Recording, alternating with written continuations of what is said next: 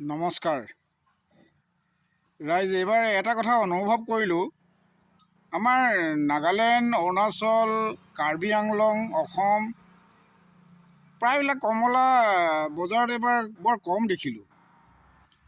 ইয়াৰ মূলতে কাৰণ হ'ল বহিৰাজ্যৰ বহু ব্যৱসায়ী প্ৰতিষ্ঠানে আমাৰ অৰুণাচল, কাৰ্বি আংলং, নাগালেণ্ড এই কমলাসমূহ আগতীয়াকৈ তেওঁবিলাকে সংগ্ৰহ কৰে আৰু তাৰ বাৰী হিচাপে তেওঁবিলাকে লৈ পেলাই বহিৰাজ্যলৈ ইয়াক প্ৰেৰণ কৰে।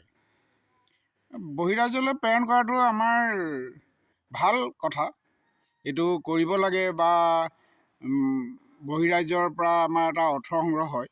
কিন্তু তাৰ লগতে আমাৰ জনসাধাৰণেও যদি ইয়াৰ কমলা অলপ বজাৰত পায় ভাল পাব। আমাৰ জনসাধাৰণৰ এই অভাৱটো অনুভৱ কৰিছে। আনাৰসৰ ক্ষেত্ৰত আনাৰস বাহিৰলৈ যায়, আমাৰ অসমৰ আনাৰস, সেইটো আমি বেয়া পোৱা নাই, কিন্তু আনাৰসটো আমাৰ প্ৰায়বিলাকৰ ঘৰত থকাৰ কাৰণে ইয়াৰ অনুভৱটো নকৰে।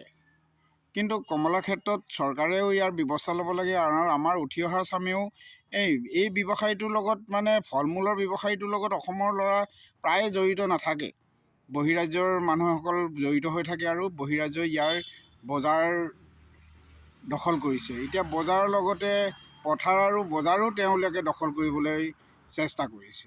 ইয়াৰ ওপৰত চৰকাৰেও এটা ব্যৱস্থা ল'ব লাগে আৰু ইয়াৰ ওপৰত এটা কৰ্মশালা হ'ব লাগে, আলোচনা হ'ব লাগে আৰু যাতে অসমৰ ল'ৰাই এই ব্যৱসায়টোৰ ওপৰত গুৰুত্ব দিয়ে আৰু লগতে অসমৰ ৰাইজেও ইয়াৰ ফলৰ যিটো অসম